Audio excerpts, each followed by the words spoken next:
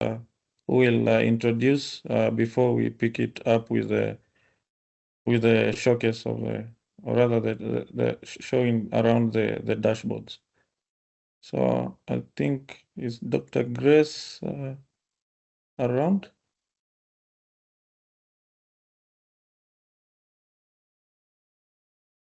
Yes, Mumo.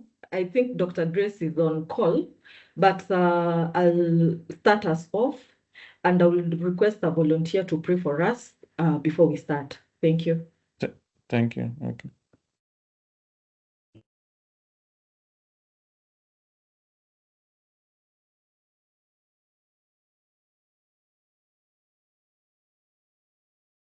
Kindly a volunteer to pray for us so that we can start our meeting.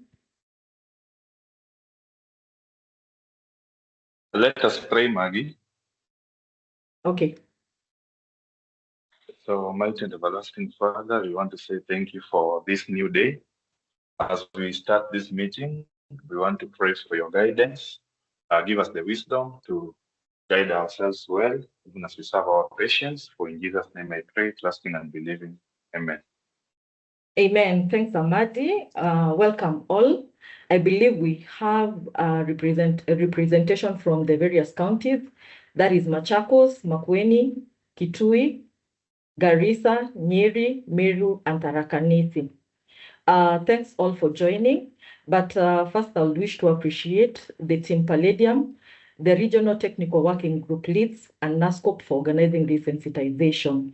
So this sensitization comes in handy in terms of improving HIV program outcomes regarding data quality, case tracking, and also the response. And also it enables us to achieve HIV strategic priorities, which are data-driven, decision-making real-time, response, and accountability. So I'll encourage active participation, and also we'll have a question and answer session at some point to address concerns or rather some clarifications to be made.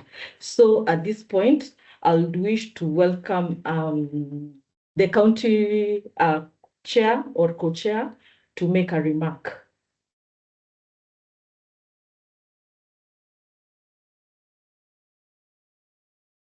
Yes, Juliet Kingo, I can see your hand is up. Kindly proceed.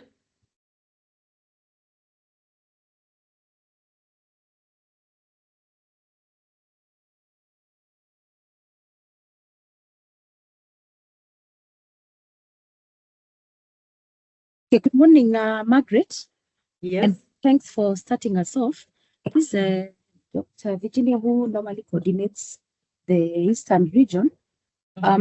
Perhaps as we get to that, I could maybe request one of our CASCOs. I'm trying to locate which one of them is in. They could actually say a word. If not, I also see Dr. Amy of Kathiani. So one of our CASCOs. Okay. Who we were with, I know we had a bit of a discussion last week. So yeah, I'm not too sure who I can locate. So if you could say something, I'd be very happy. Yeah, so kindly guide us. We stand to be guided in terms of choosing the county representation that will give some remarks before we start off the meeting. Thanks. Back to you, Karanja. Okay, thanks. Any of our customers? Okay, I see Christine of Kitui, the clinical lead for the G2G. So kindly, Christine, you could say something. And Dr. Amy. So karibu, Christine.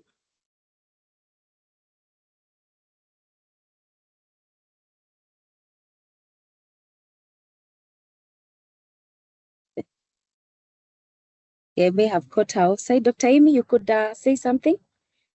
Just a remark, or even just to set the pace of what Palladium, we hope that Palladium will be able to do for us in this session. So Dr. Amy, welcome.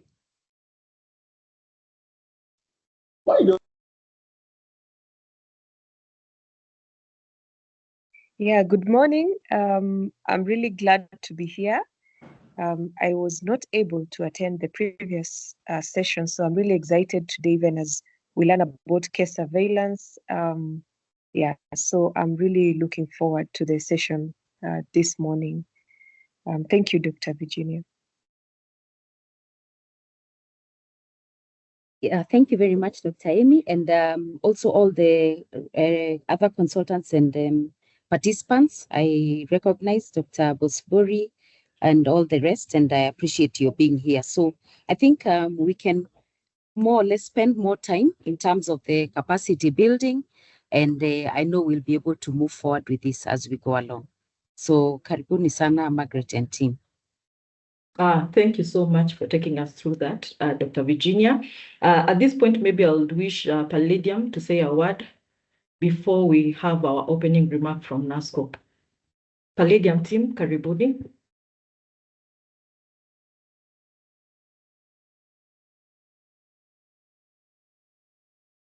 Yes, thanks, Margaret. Yeah, once again, thank you. We're glad to be here. I hope we are going to have a productive session as we showcase the dashboards. Thank you. Thank you, Momo. At this point, let me welcome Dr. Grace Kimani to give her opening remarks on behalf of NASCOP and take us through the first session, which is the introductory presentation. Thanks. Karibu sana, Dr. Grace Kimani. Okay, good morning, everyone. Thank you, Margaret.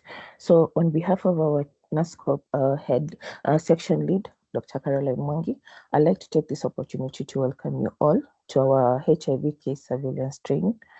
Thank you for taking the time to join us and for your continued dedication to improve the quality of HIV services and data.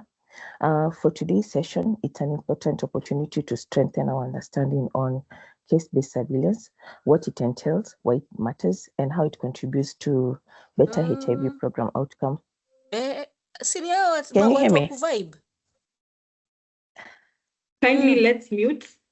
Kindly let's all mute. I think unaweza pata. Unaweza pata. Sini kama mtu kama MC ama unasema aje? Margaret, I don't know who has the rights. Yeah, thank you. Okay, I'm sorry for that. Okay, I encourage active participation and open discussion as we share experiences, learn from one another, and identify practical ways to enhance implementation. Thank you, and I wish you all a successful and productive session. So for the introductory section, I'd like to, through the chair, I wish to welcome Moses Njuru to lead us. Thank you. Welcome, Moses.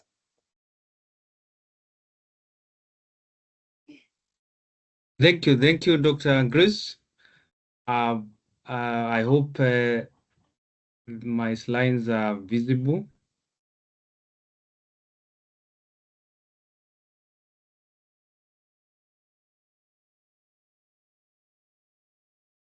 Are they?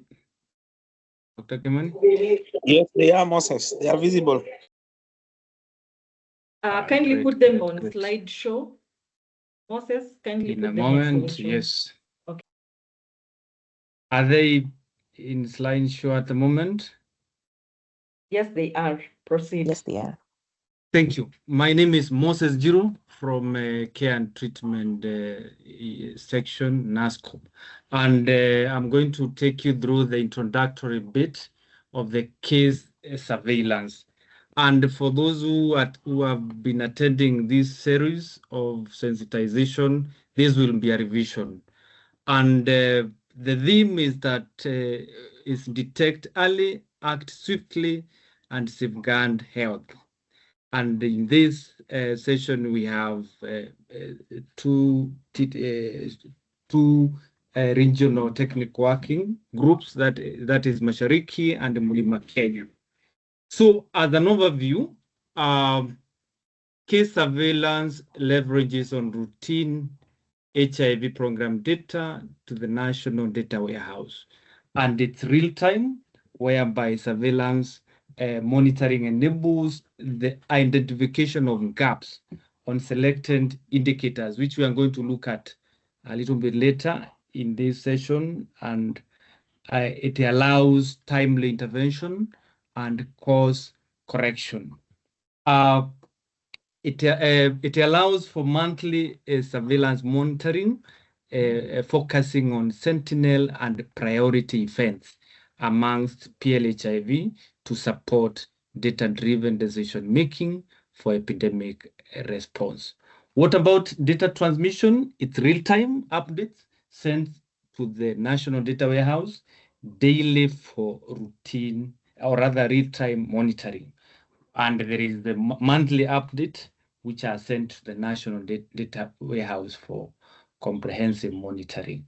What surveillance products do we have? We have two of them, above site and site level, whereby above site we are talking about national and county, whereby aggregated and this de-identified data is available informing strategic action. For site level, which is at the health facility, we have real-time dashboards and surveillance reports guiding targeted intervention. And today we'll have an opportunity to have a look at these products. It is a multidisciplinary engagement which requires coordinated team, whereby analysis of above surveillance product is done and it identifies epidemic and program gaps. And it provides actionable insight, which informs public health intervention and ensure effective response at both site and facility level. So that is above site and facility level. Does it adhere to data privacy and protection? Yes, it complies with the data protection through the identification and aggregation at above site level. At site level, and data access allows healthcare workers to identify clients needing intervention while maintaining confidentiality. So these are the selected real-time surveillance indicators. There are 6. The first one is the HIV positive clients not linked to ART. We are going to see what that means. The second indicator is for the high risk HIV negative pregnant and postpartum women not enrolled to PrEP. The third indicator is virally unsuppressed clients without enhanced adherence counseling within 2 weeks. And the fourth is delayed viral load testing. With the dashboard, you are able to see this. And the fifth is the HIV exposed infants, that is 6 to 8 weeks without DNA PCR results. And the sixth one is at 24 months without final documented outcome. And these are the indicator description for clarity. So for HIV positive client not linked to ART, you are reminded these are individuals diagnosed with HIV who have not been enrolled in ART. For HIV negative pregnant and postpartum women not enrolled to PrEP, you are being reminded that these are pregnant or postpartum women identified as high risk for HIV using machine learning, but not initiated on PrEP. Whereas the third one is HIV positive individuals with unsuppressed viral load who have not received EAC within 2 weeks of their high viral load test result. The fourth one about delayed viral load testing, these are individuals eligible for viral load testing who visited the facility but did not receive a viral load test. And it follows like that until the last one, which is HIV exposed infants who have not had their HIV status documented by 24 months. This was just a revision, just to remind you of the indicators we are talking about. So it's a threshold-based alert system which assists us in identifying gaps, whereby the the system can tell you through using color codes. That is the green, the orange. I hope that is orange or it's yellow and green one, whereby for the red one, it indicates, or rather the threshold range is more than or equal to 5%, indicating a critical gap, which requires urgent intervention. The yellow one is between 3 to less than 5, indicative of moderate concern, which needs attention. And the green indicator shows acceptable levels. So what are the roles and responsibilities? This line is highlighting the roles and responsibilities at national, rather at above site and at site level. So we saw in earlier lines the above site is national level and county level. And site level, we are talking about facility level. So NASCOP and partners, these are the responsibility, which ranges from leading national data and analytics and SOPs,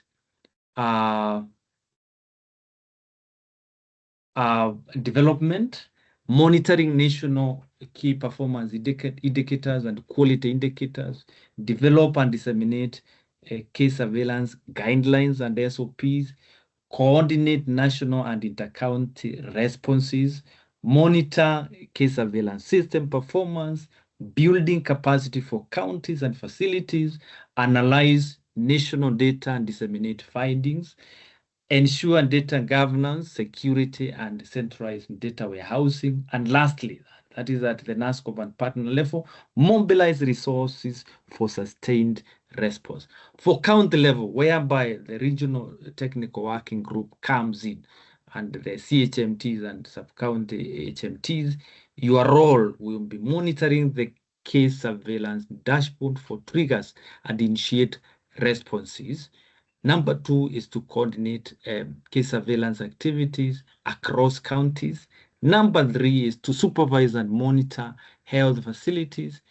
Number 4 is to ensure technical support and data use. Number 5 is to submit monthly reports to NASCOP.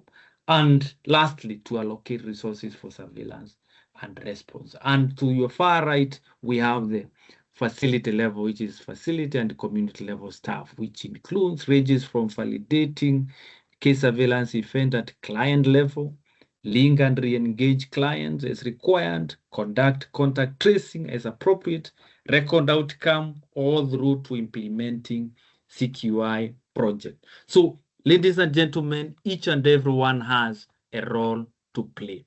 May it be at the national level, county level, or at facility level. So I would urge each one of us to familiarize himself or herself with the responsibilities.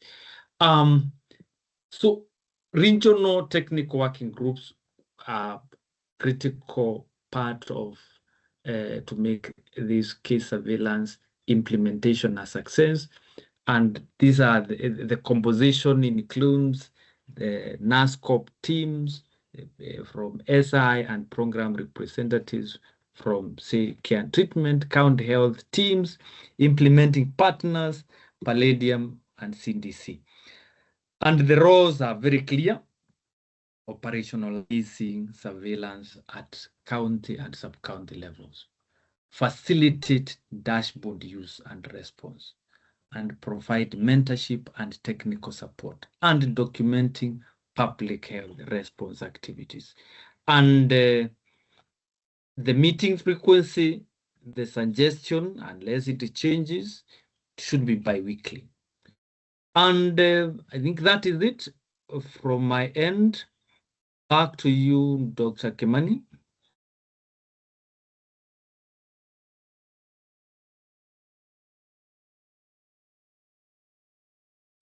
Thank you, Moses, for the introduction. I'd like to hand over the session back to the chair, Margaret. Thank you. Okay, thank you, Moses, for taking us through the overview. At least we've been able to see each one of us have a role and responsibility to ensure success of the case surveillance. At this point, because I don't want us to to be here for long, let me allow the next presenter from Palladium to take us through the case surveillance dashboard. And in case you have any query, kindly let's utilize the chat box to ask the questions, and then later on during the question and answer session, we'll be able to allow you speak and ask your question, clarify your question. So at the moment, kindly let's utilize the chat box to introduce ourselves. And then we have Franklin Songok, or a Palladium person, to take us through the next session. Over to you, the Palladium team.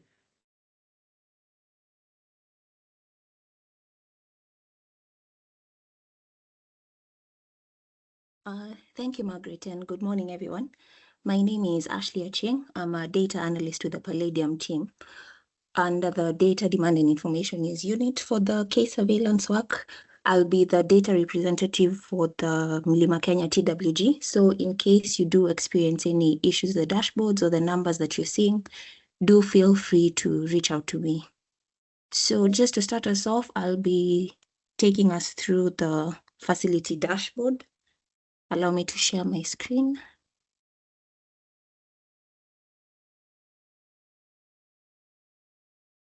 No, but kindly confirm my screen is visible on your end. Yes, we see it. Thanks. Thank you. So for the facility dashboards, this is basically embedded within the Kenya EMR, hence the login page you're seeing on my screen. On my end, I'll be using the test instance. So from your side, it'll just be the normal EMR. Allow me to log in.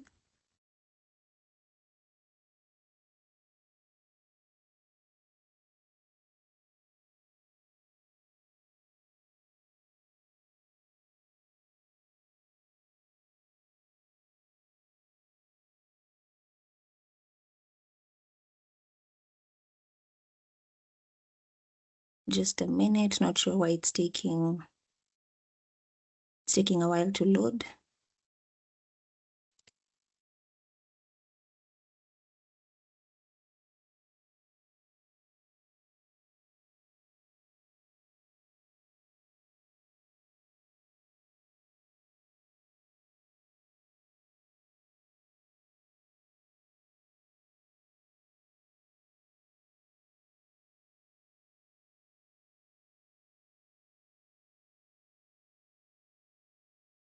Great, so we're in. Once you're logged in, this is what the landing page looks like. But since our focus for today is on the facility dashboards, I'll point you to the top right corner where you see this 5 icons. I'll go to the second one, which is titled Kenya EMR modules. Once you click on it, you'll get a drop down and navigate to the facility dashboards. On that end, this is what will come up on your screen. There are 2 tabs right here. We have one on the real-time gap review and the progress tracker. So once you log in, it'll just take you automatically to the real-time gap review. And the data being showcased here is for the last 1 day. In case we want to filter it to a specific assessment period, we do have the date filters here labeled start date and end date. In this case, I'll be using data from, since it's facility, let's use August and September data just to get the numbers rolling on the screen to 30th September. So as you can see, once I've changed the date period, we do see some data coming in. Again, this is a test instance, hence the low numbers. But this is what it looks like. We have the 6 indicators portrayed as described to us by Moses, and the color codes are here. In this case, we only have 2, that is the red and green, but we do also have the orange, depending on what the data looks like. So for the red coloring, we say this is a critical gap, showing that it requires an urgent intervention. If we had an orange here, that would be moderate concern, ranging between 3 to 5%, stating that it needs attention, and the green is just below 3%, which we term as acceptable level and just monitor ongoing. For the 6 KPI cards, we I think this was also covered, but let me just go through it again. The first one being HIV positive clients not linked. The description for this is just basically individuals diagnosed, and the denominator is those diagnosed with HIV. So we had 48 positive cases during this assessment period, out of which 12 have not been linked, hence giving the 25% in the brackets. The next one, HIV risk negative PBFW not on PrEP. So these are pregnant or postpartum women identified as high risk, that is from the machine learning screening, and using this, and they have not been initiated on PrEP. So in this case, we had two negative, high risk negative, and out of this, one is not initiated on PrEP, hence the 50%. Looking at delayed ESC, these are basically HIV positive individuals with eligible for a viral load test, let's say.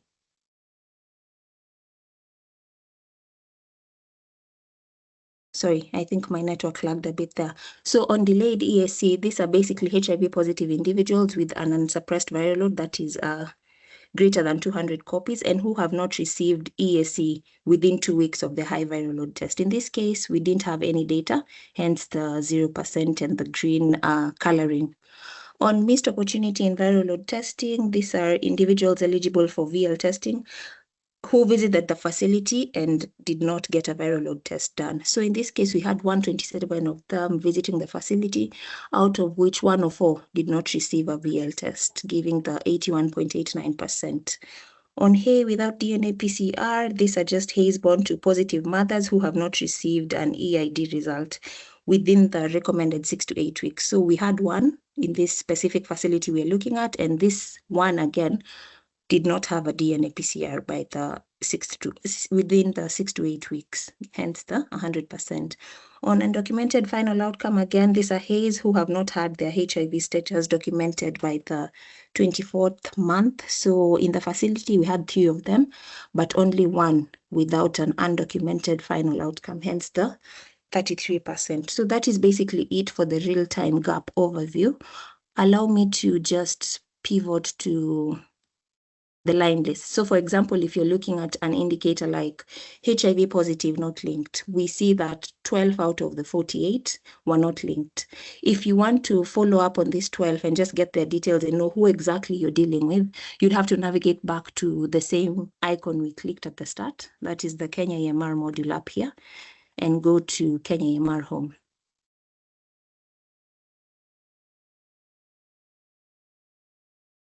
Once you get here, we'll go to this tab here, written reports. Just click on it. I'll be referencing the list on the left. So once I scroll down, we do see the case surveillance report right here. So that's where we get the line lists relating to the facility dashboard. Once you click it, we're going to request for a report. I think the period we had used on the other end is August 1st to 30th September.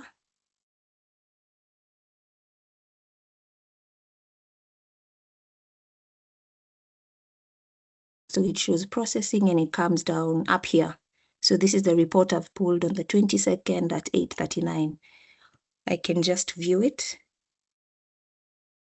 And yes, here we have the HIV positive not linked, the 12 clients that were shown on the dashboard. So once you click on it, it just gives you the names of the individuals and allows the follow-up from your end. Yes, so allow me to just go back to the dashboards and go to the second tab. Yes, so back to the dashboards. The second tab is on the progress tracker. This is basically a 30-day progress tracker showing where we are at the moment. So being that this is facility level data, it did not have the 30 touch points that we expect. Maybe there are some days, in this case, we're looking at the HIV positive not linked indicator. So in this case, maybe there were some days that they didn't test any positives, hence the missing dates. But maybe at above site, we do not expect to be seeing touch points like this. They'll actually be the 30 points. So this first graph just shows the gap that we are having. So for example, on the 23rd of September 2025, if you just hover your mouse around it, we see that 13.64 had not been linked on that day. Looking at a day like 15th October here, 33.3% were not linked. So it just highlights the gap on a daily basis. The graph below it here should be communicating to what we have at the top. So for example, again, the 23rd, we had seen that the gap was at 13.64%. So when you come here, what we're basically supposed to be saying is that out of since the gap we had was 13.64, when we're looking at it as of today, has this gap reduced? Currently, with the test instance, it shows that there's not been any progress. We are still at the 13.64, but moving forward, we do expect to see a drop in this. For example, if 2 or so clients were linked on this day, we expect this percentage to drop to like 10% or so. And this is the same thing all across the dates. Here, the gap was at like 0% for the 1st and 7th of October, and we see that the bar shows the same, 100% completed, 100% completed. So the green in this case, based on the legend, is completed. Pending is the red. And I think this is where the focus should be at in terms of the indicators we are looking at. The last graph at the bottom here is just a cumulative progress for the same period that we've selected. So in this case, it's 30 days as at the time I'm looking at this. So we see that 77.7% were completed, and we had 22.2% pending. And that's pretty much it for the facility dashboards. No, but I'm not sure whether we want to take questions now or should we proceed to the above site? I think we are taking at the end, so We'll just we take at can the just end. do this. Yeah.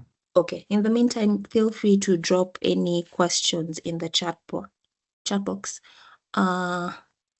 So allow me to move over to the above site dashboard. So for this, we'll just be logging into the usual National Data Warehouse portal, that is dwh.nascop.org.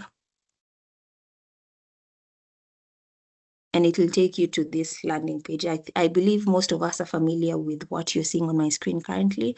So we introduced the new tab here on the case surveillance dashboard for navigation purposes. So this is where we'll click to go to the above site. Actually, allow me to just log out so that we can see that again. A minute.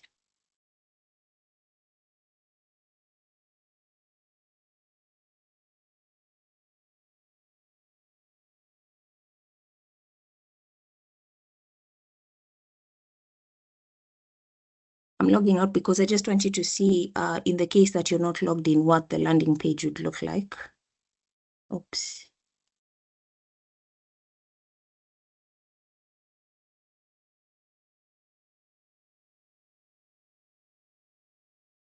So click on the tab. I don't know why it's not logging me out.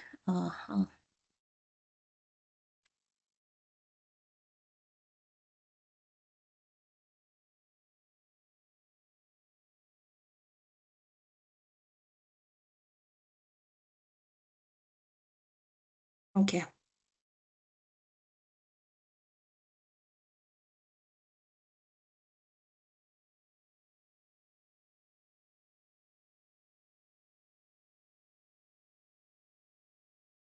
Okay, I guess we can show you the login page once it decides to cooperate on my end. But once you click on the case surveillance tab that I just showed you, this is what the landing page looks like for the above site. It's pretty much a replica of what you see on the facility end, but to the left, we have additional filters considering that this is above site. So we have the assessment period, county, sub-county, facility, sex, age category, agency, and partner. So by default, once you get to this page, it also shows you data for the last day. As you can see, the assessment period is set to last day. But for this showcase, let's choose maybe data within October. So if you want to filter out a specific time period, you'll just click on the assessment period filter here. That's it. And then navigate here and click on a custom range. It will open up this custom time range at the bottom. So we want a specific time range in this case, and that is 1st October. And today's date. Once I've set the dates I have in mind, I will click on apply, and you can see they come up to the filter to the left here. So maybe for counties in this case, I can pick the Mlima Kenya counties just for showcase purposes. Let's do Meru, Nyeri, and Tharaka Nithi.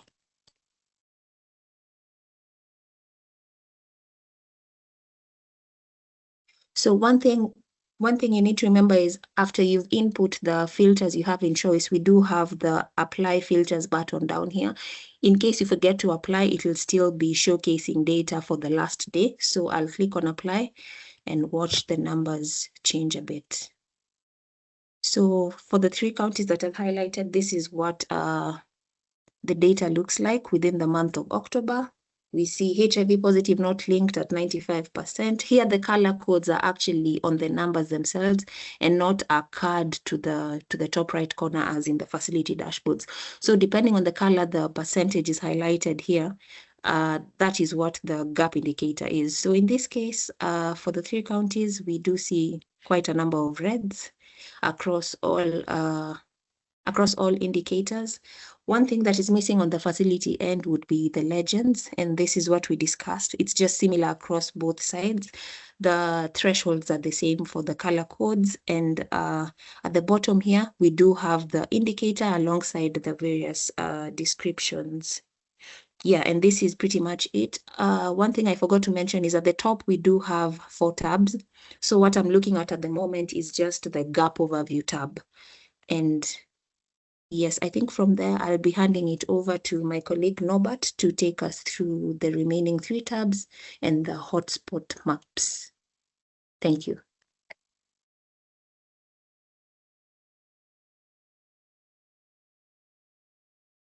Yes, thanks, Ashley. Let me share my screen.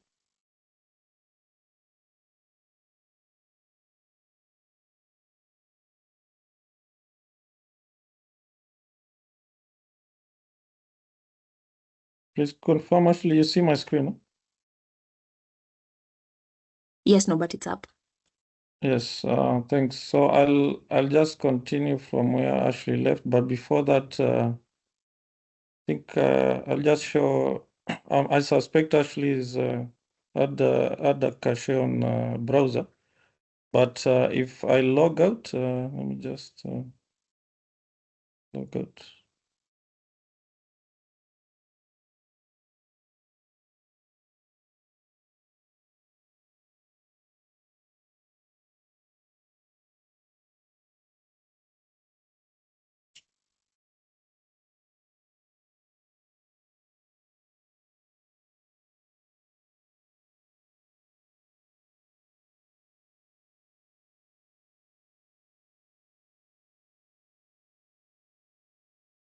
And then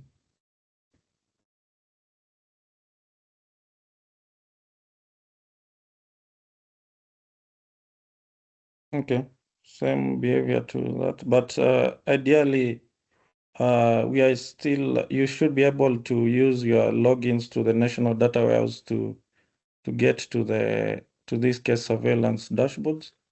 I think most people are aware of the logins to the national data warehouse, and you would be able to be granted access to it via the data stewards allocated for each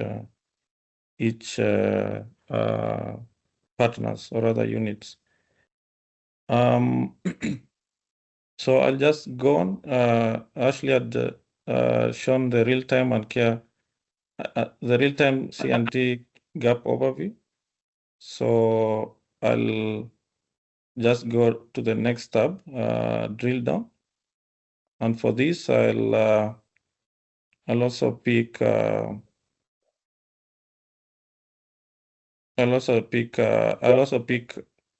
actual time period. So to pick a custom time period, you come to the range type custom, and then I'll come here and say I want specific date, and then I'll just pick from 1st October.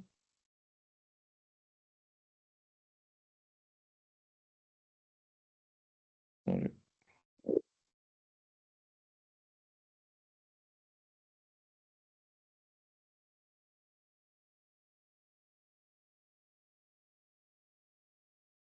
Let me pick first. I click OK, and then I pick today, or rather I pick actually up to 23rd, because it's inclusive. So if you want to pick if you want to pick until 22nd of October, you have to put up to 23rd to actually put that date range. So it excludes the current day. So I'll put that, and maybe I'll take a county like Machakos for now, and then click apply filters. Yeah, so for this tab we are calling drill down, you can actually see it's filtered to the county of interest, Machakos, and you can see by default there is an indicator that has been picked here, HIV positive not linked. So you can see it's at 90.9. You can as well just pick under the others indicators of interest that you'd want. So this shows just a breakdown by sub-county, and you can see the performance by each sub-county for the all sub-counties in Machakos. Then here we have a line list that is called real-time gap overview breakdown, which is essentially a facility line list. And with this, you can actually see the different indicators, not different indicators, but the indicator that we have selected here.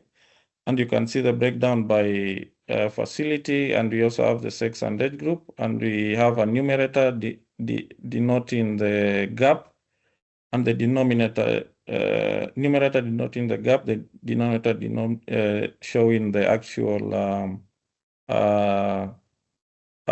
denominator. So for instance, here, 1 would mean 1 not linked, and the denominator would be how many tested for the same. So this is just a facility line list. It's possible to download it if you want it for your county. You just come here, say download. You can export to CSV or Excel as you want. Again, down here, it's just the actual glossary of the as they were there in the first tab of the indicators. So I'll just go up again. I'll go to what you're calling the weekly progress tracker.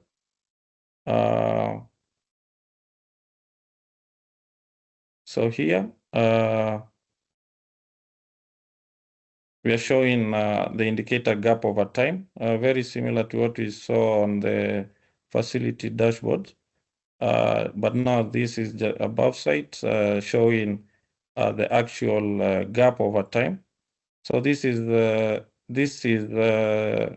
responsive to the assessment period we have put here. So we put for since the start of the month, and you can see that's what it's showed us. So the red just shows us the number of clients who have the gap, so over time. For instance, here we are seeing on the 1st of October, clients who were tested in the 1st of October all have not yet been linked. And we also have a threshold just to show how bad the situation is. So just the threshold helps to see to compare the percentages. So the threshold is set at 5% throughout the period. Progress in addressing gaps by time. Again, this is a bit similar to this, but now we are showing the pending versus completed.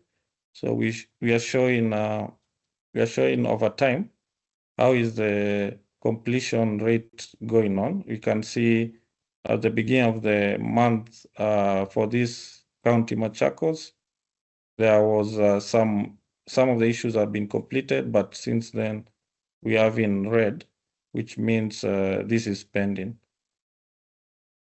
Again, progress in addressing gaps by county. We have already filtered to Machakos. That's why it's filtered to Machakos, but ideally you would see all counties here. So maybe I can add Kitui. Maybe Nyeri.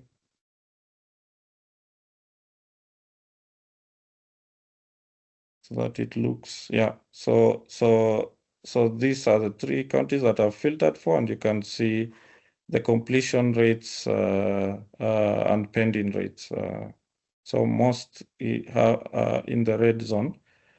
Again, this is just breaking it down by the different sub-counties of the counties that you want, that we are filtered here. You can see these are the sub-counties of the different counties. And with this, you can also track how the indicators are performing at sub-county level. Again, this is the glossary that we have seen in the other tab. I'll go to this tab called reporting rates. And reporting rates is really just to show how to monitor how many facilities are reporting for case surveillance for monitoring. So expected uploads means the number of EMR sites that we are expecting data from. Then we are showing the overall reporting rates, means how many facilities have reported in this time period that we have selected here. So we can see 145 have reported in the last, at least since the beginning of the month. And there is also a consistency of reporting where we are monitoring how many facilities are reporting for the. Sorry, I think someone is talking, you can mute.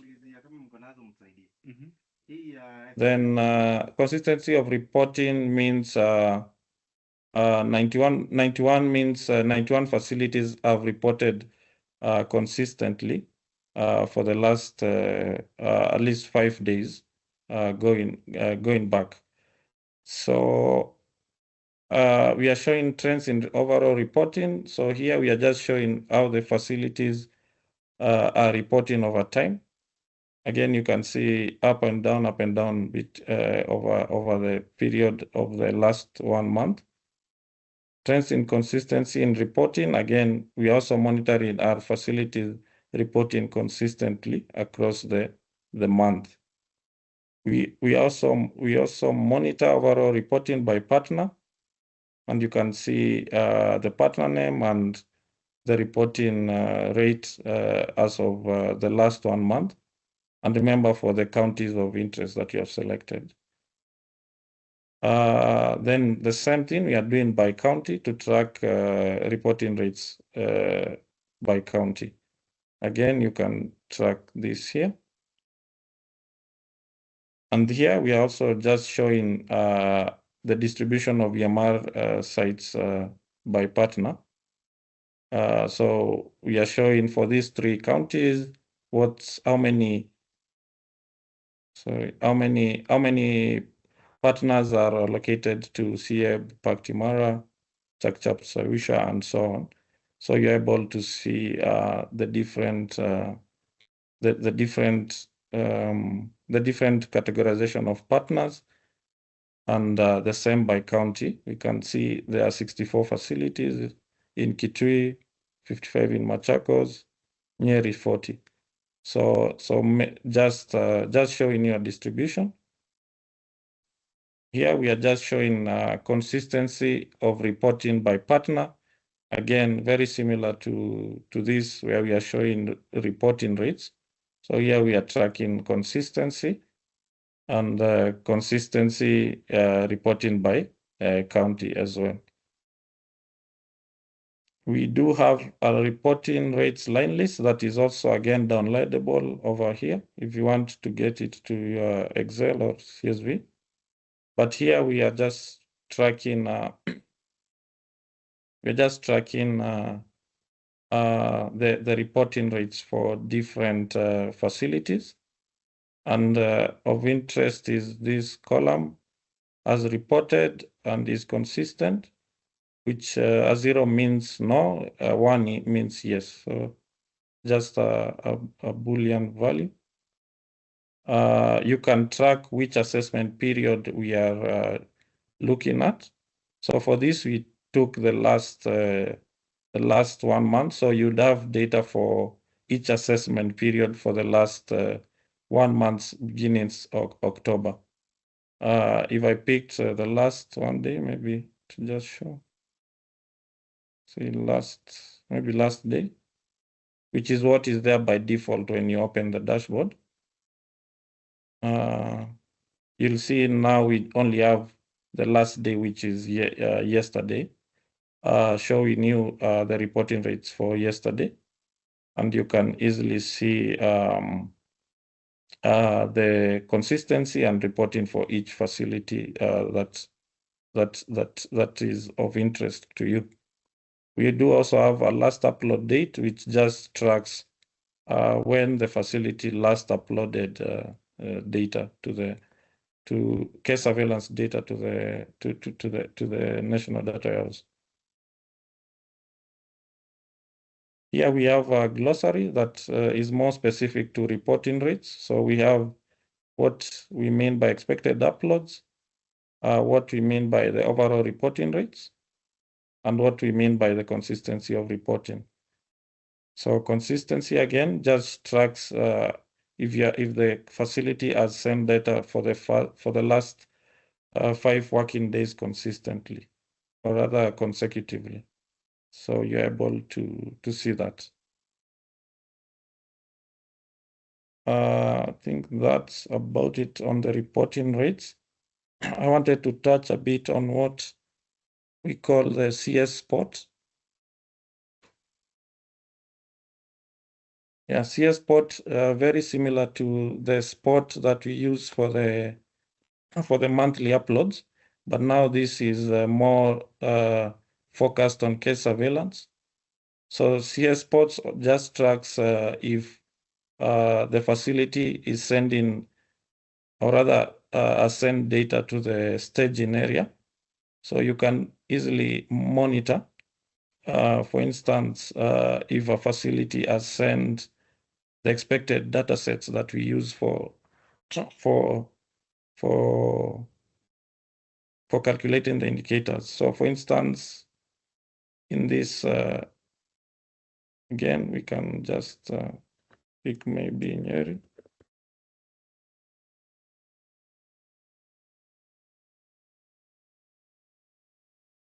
I can easily monitor a facility, and if they have sent data for this data set, and how many records it has sent. So this is just monitoring if you are sending the required data sets to the data warehouse.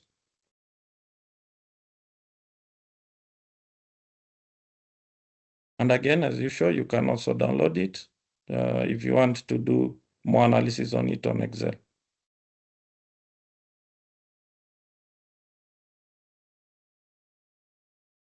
I'll go to this, which should be our last one, what we are calling hotspots maps. And the idea behind this is this answers the same questions, but now in the same indicators, but more in respect to location or place. So it's mostly maps, and what we are showing here is a visual map of the indicators. So again, the same familiar indicators here. This time round, I can go with case without final outcome. And once I click that, I can easily see the distribution by county. Again, the legend as was introduced is the same. So the red, amber, and green. I can see how this indicator is doing for different counties. So again, you can also select the date range that you want. For now, you can look at the whole, all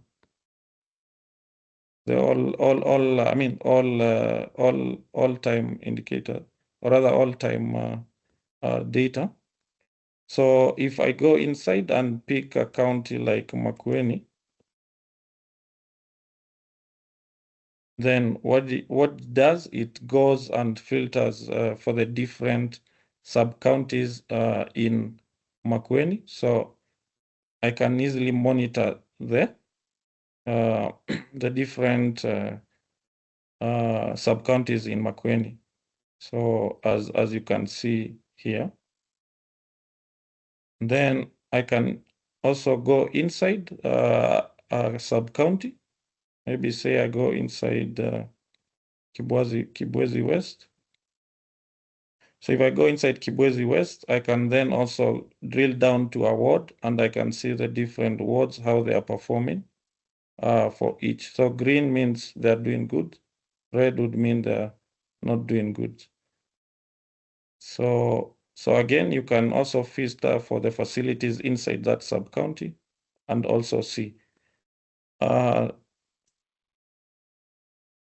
You can also filter by the sex, by the age, the agency and partner, and they will work just the same as the other filters. So what I wanted to show is, so there's this, what you're calling chloropleth is this maps where you see the ward, the county, or the sub-county in a shaded area. But what if I wanted to see the facilities, then I'll just need to toggle this, and I'll be able to see the facilities inside this sub-county. Just to show maybe more facilities, I can select more sub-counties. So once I select more sub-counties inside Makueni and I come inside here, then I can see the different facilities where they are located and how they are performing. So the bubble means, the bigger the bubble means the bigger the count. So count here means the actual gap. So count here means 3 people have not been not. I think we are looking at also the indicator. The indicator we were looking at is haze without final outcome. So here there are 3 babies who don't have a final outcome, and this is the rate based on all haze in this hospital. So the bigger the bubble, tells you the bigger the magnitude of the gap. So you can easily just click on each bubble here, and you'll be able to see the different facilities of interest, and the way you control that is through this bubble map. You can easily remove them, add them. You can easily remove this also, and be left with only the facilities info. If you want to track only facilities. Yes, so I think the date range is just the same as what we showed in the other places. You can select the date of interest that you want for each indicator, and this works for any indicator you want. So it's responsive to any indicator. Yeah. Yes. So this is all about the real-time case surveillance, and I think I can take it back to the chair, Margaret, to go through any session on questions and feedback. Thank you. Thank you very much, Ashley and Norbert, for taking us through the surveillance dashboard. We've been able to see with real-time data, we can easily identify gaps and intervene promptly, as well as monitor our progress at every level. But in the chat box, we appreciate the questions that are coming up, and we have, with this, is it Vivan? Ask a question in regards to EAC, enhanced adherence counseling, and I can see Amadi has responded to it, but I believe it's partially because we can see a follow-up question in regards to the same.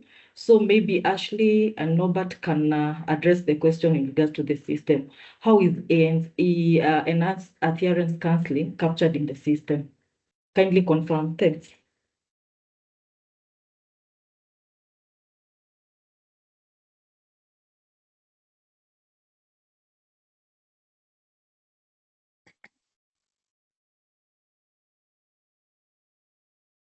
Yes, sorry, I'm just, Ashley, do you manage to read the question? I'm trying to get to it. Okay, as Ashley comes in, I can see Karanja was trying to attempt. Maybe Dr. Virginia, you can unmute and address the question as well. Thanks. Yeah, Margaret, thanks for inviting me, but I think maybe Vivian can voice out the concern as well as confirm that when he drills down to the patient who is flagged as not having been on EAC, because it goes to the individual patient level, that they are actually flagging out, including the baseline VL1s. So maybe Vivian should be the one to speak. Okay, Vivian, the floor is yours. Kindly unmute and raise the question.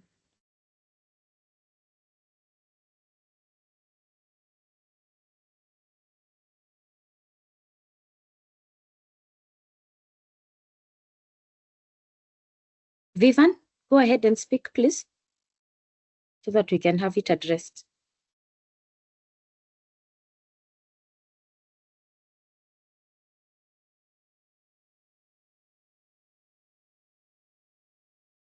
Good morning.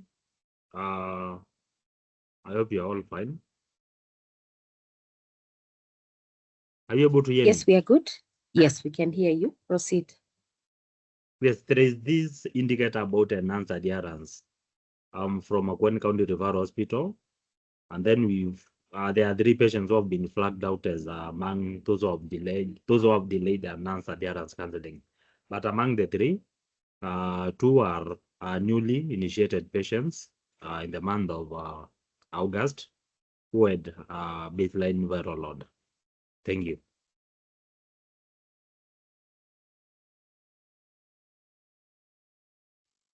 Thank you, Vivian, for raising that. I hope the question is more clear to Norbert and Ashley. Kindly pick it up.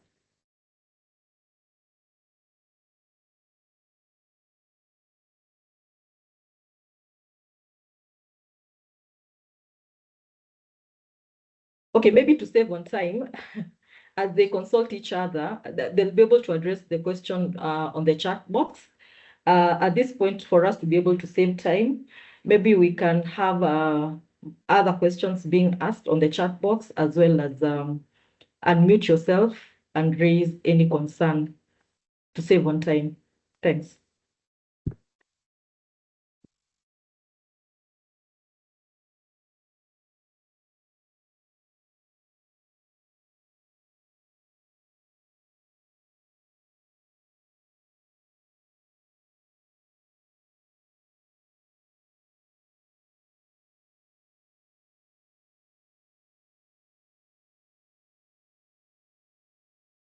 So I'll can I encourage assume anyone, especially from the facilities, who has been feeding in this information and looking through those reports, just to raise any question if you've had any issue. In terms of the outcome of the surveillance report, because for one, it gives us a view into the quality of services that we are providing to our clients, and even the timeliness, because you realize that we would need to give timely response, especially if we identify a patient and we need to put them on ART. They need to be on ART immediately. So kindly let's give any inputs or ask any questions. Yeah.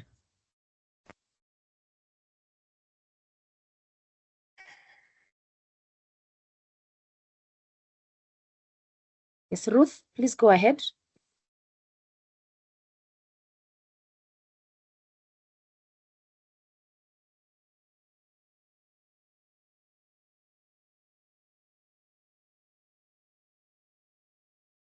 Okay, Ruth, if you have a question, and this is not only for the HRIOs or the data team, this is actually these are clinical tools. So any of our clinical team who have interacted with this surveillance and have any question or even any comment or any clarification, even from the capacity building from today. And remember, for us to be able to interact with this, we actually have to go into our Kenya EMR and make sure that our services are being documented real time.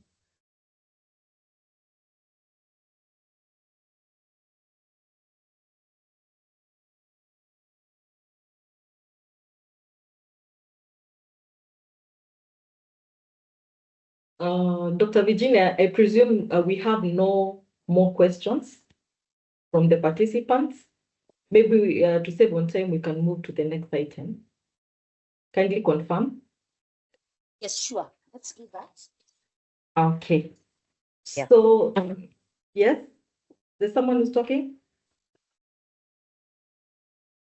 No, let's proceed. Okay, in a count of 1, in a count of 2, in a count of 3, we are closing down on the question and answer session. So at this point, I would wish to also welcome Dr. Virginia. Do we have the chair or co-chair of Lakati Regional Technical Working Group with us? You mean Mashariki? You are from Mashariki? Yes, I'm not too sure if I'm from Mashariki. Yeah. I'm not too sure if Dr. Gishogo is in, but Dr. Amy is here. Yes. Yeah. And I believe we also have one of our co-chairs from Kitui. I would have to confirm, but I had seen one of them. But Dr. Amy from Machakos is here. You wanted to bring something out? Yeah, maybe I wanted from the chair or co-chair of either of the RTWG teams to guide us on how regularly we should be meeting to address maybe issues that will be coming up during our interaction with the surveillance dashboard and come up with corrective actions on the same. So the frequency of our meeting, so that we can continue learning on how to handle the surveillance dashboard. Thanks, back to you.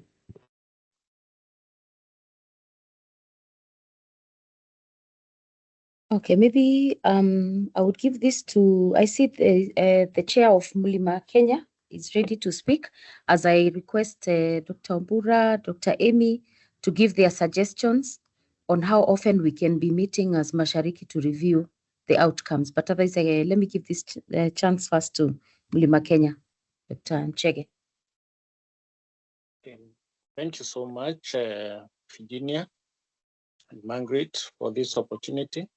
On behalf of Lima Kenya TWG, which involve counties of Embu, Meru, Tharaka-Nithi, and Isiolo, we are feeling grateful for this session because we are implementing a program we are calling county mentorship and transition model to support sustainability of HIV program in this landscape of reduced funding. And this dashboard is very critical because it is guiding us on areas of support in terms of mentorship, which is more practical. And I think from where I sit, I think it's a very good innovation that we are ready to embrace. And I suggest that probably we can meet every 2 weeks for the purpose of even reviewing in terms of the progress in implementation and gaps to improve in terms of what required to be done to make the dashboard more responsive to the user, and also to assist us even tease out the gaps. Because I'm yet to visit one of the sites that is using Kenya EMR as a facility wide and see how the dashboard looks like, whether it is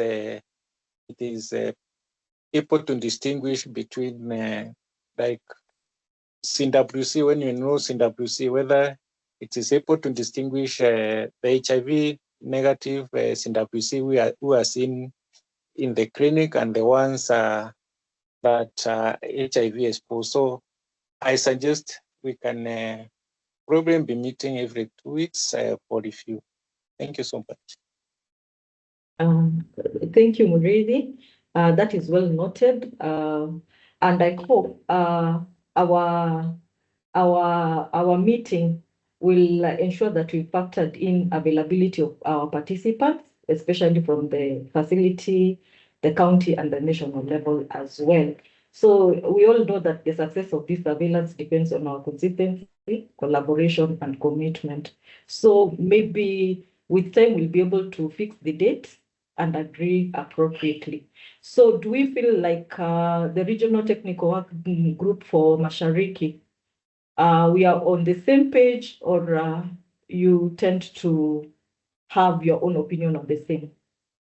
Virginia?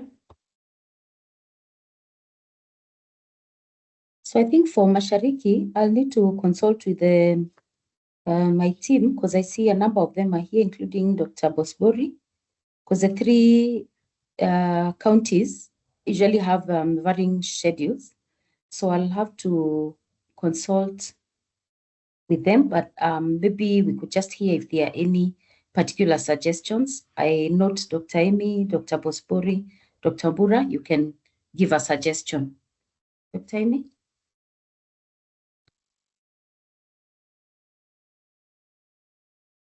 Yeah, thank you, Dr. Virginia. And even for this learning session that we've had. I agree. I think we may need to consult just to, agree on what will be appropriate. But my suggestion would be, even as we have our every 2-week meetings, the clinical review meetings, that we can consider bringing this on board as well. So I think that would be my perspective, but I would like to hear from the rest as well. Thank you. Dr. Bosbori?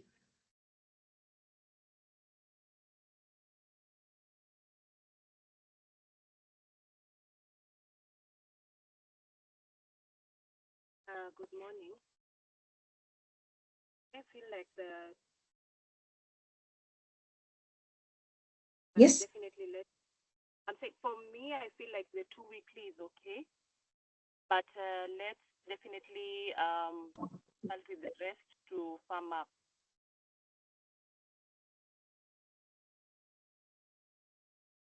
Okay, sure. So I think I can get you soon after this as a team, and we can come up with that. Dr. Bura, maybe anything different? And then we can identify someone also from Makueni to give their thoughts. Dr. Bura? So, good morning. I think Yes, it's morning, a good Doc. idea. Okay, yeah, I think it's a good idea, at least for the start, so that we can appraise the managers as well on how to utilize the dashboards. But I know after a series of biweekly meetings, then maybe we can cluster them for maybe monthly or something later for workability purposes. But initially for people just to familiarize on how to track the quality of care, initially you can just do the biweeklies. Thank you and over.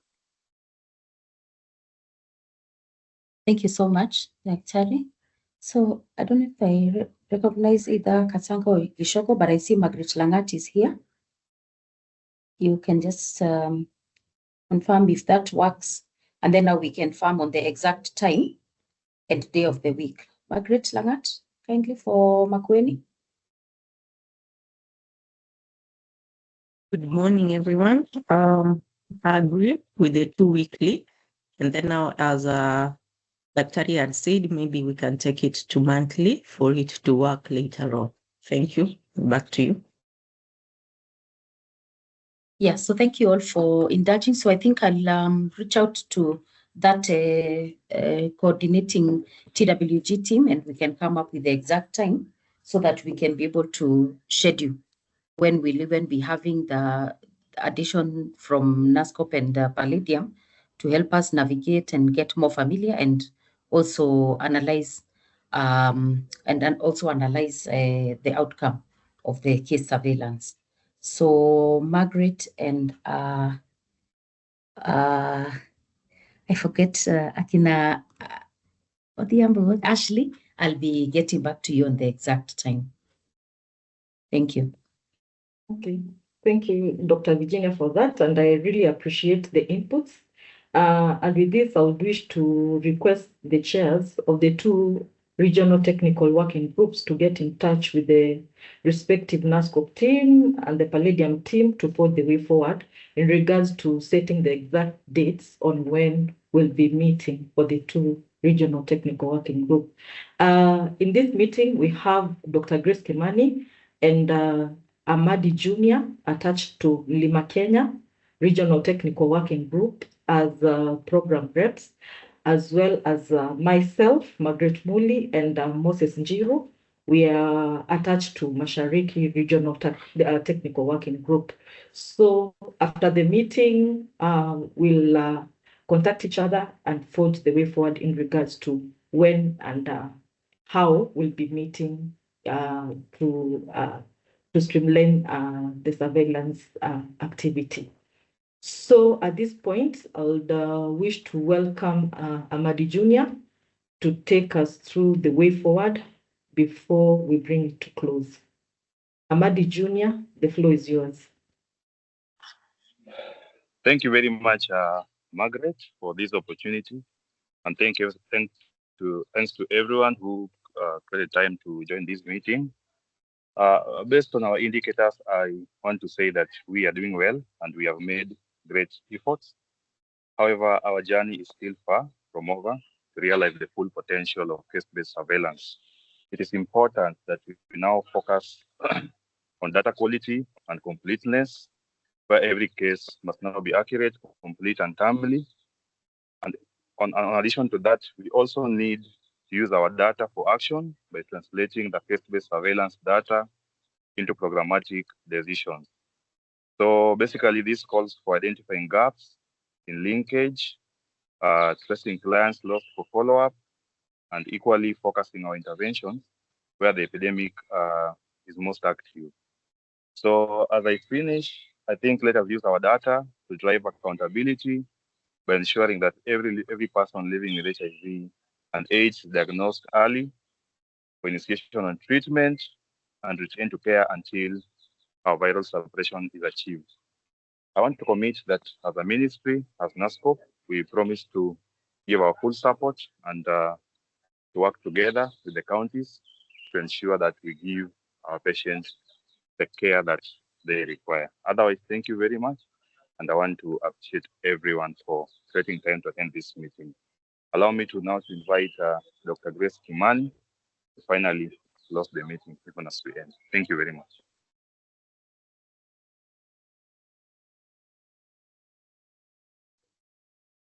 Yes, good morning. I'd like to take this opportunity to thank everyone who has attended the sessions and for your active participation. I'd like to thank Margaret, our moderator. I'd like also to thank the regional WGs, Mashariki from Mashariki and Mlima Kenya. I'd also like to thank our partner Palladium and also thank my fellow colleagues from NASCOP. I'd also like to thank the presenters, Moses, Norbert, and Ashley. And with those few remarks, I wish you a blessed day. Thank you. And now through the chair, I declare the meeting closed. Thank you.